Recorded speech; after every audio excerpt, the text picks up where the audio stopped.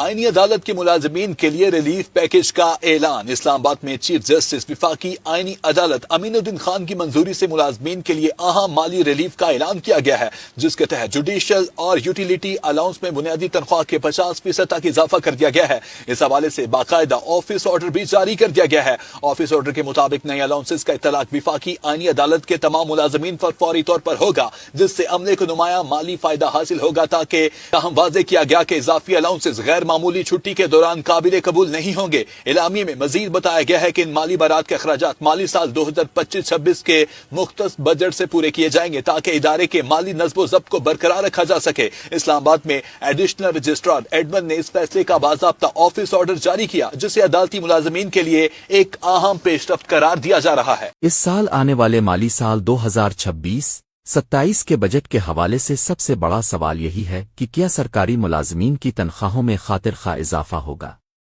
موجودہ معاشی حالات میں مہنگائی، بجلی اور گیس کے بڑھتے ہوئے نرخ اور روزمرہ اشیاء کی قیمتوں میں مسلسل اضافہ ایک بڑا چیلنج بن چکا ہے۔ ایسے میں ملازمین کی قوت خرید بری طرح متاثر ہوئی ہے، اور یہی وجہ ہے کہ تنخواہوں میں اضافے کی توقعات اس بار پہلے سے کہیں زیادہ ہے۔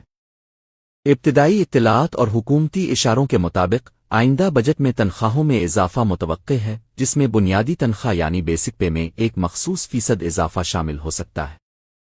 اس کے ساتھ ساتھ house rent allowance, medical allowance, conveyance allowance اور ڈسپیرٹی ریڈکشن الاؤنس (DRA) میں بھی اضافے کی تجاویز زیر غور ہے۔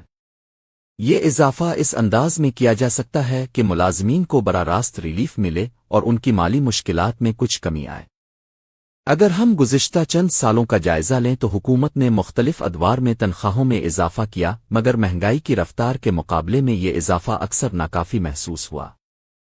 خاص طور پر 2023 اور 2024 کے بجٹس میں ڈسپیرٹی ریڈکشن الاؤنس متعارف کروایا گیا تاکہ مختلف محکموں کے ملازمین کے درمیان تنخواہوں کے فرق کو کم کیا جا سکے۔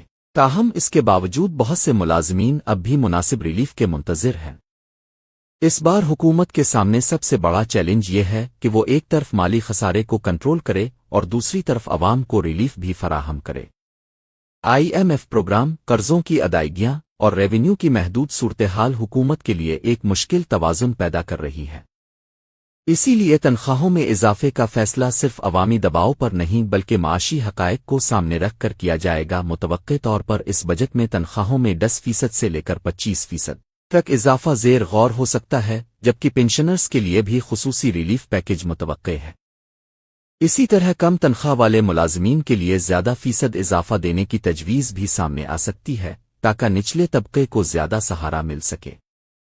یہاں ایک بہت اہم نکتہ بھی سامنے آ رہا ہے کہ جب ہم 10% سے 25% تک تنخواہوں میں اضافے کی بات کرتے ہیں تو یہ صرف ایک سادہ اضافہ نہیں ہوگا بلکہ اس کی نوعیت بھی بدل سکتی ہے۔ گزشتہ چند سالوں یعنی 2022 سے لے کر 2025 تک حکومت نے زیادہ تر تنخواہوں میں اضافہ ایڈہاک الاؤنسز کی صورت میں کیا۔ اس کا مطلب یہ تھا کہ ملازمین کی بنیادی تنخواہ میں مستقل اضافہ کم ہوا، جبکہ عارضی بنیادوں پر الاؤنسز شامل کیے جاتے رہے۔ اب 2026-27 کے بجٹ کے حوالے سے یہ مضبوط توقع ظاہر کی جا رہی ہے کہ حکومت ان ایڈہاک الاؤنسز میں سے کچھ کو بنیادی تنخواہ یعنی بیسک پے میں ضم کر سکتی ہے۔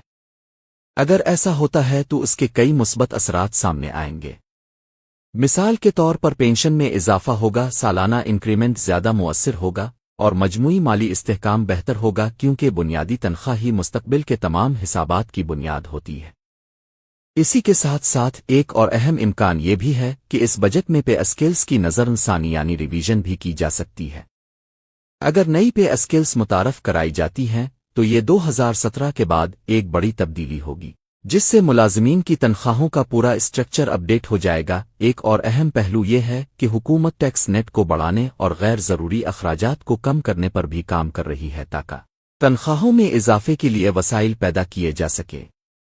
اگر یہ اقدامات مؤثر طریقے سے نافذ ہو جاتے ہیں تو امکان ہے کہ ملازمین کو بہتر ریلیف مل سکے گا۔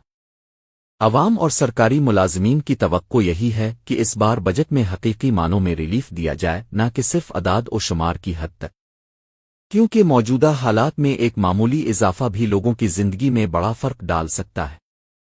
آخر میں یہی کہا جا سکتا ہے کہ بجٹ 2026-27 سرکاری ملازمین کے لیے ایک اہم موڑ ثابت ہو سکتا ہے۔ اگر حکومت متوازن اور حقیقت پسندانہ فیصلے کرتی ہے تو نہ صرف ملازمین کو ریلیف ملے گا بلکہ معیشت پر بھی مثبت اثرات مرتب ہوں گے۔ اب اگر تنخواہوں میں 10 سے 25% اضافے کی بات کی جا رہی ہے تو یہاں ایک اور اہم پہلو بھی سامنے آتا ہے۔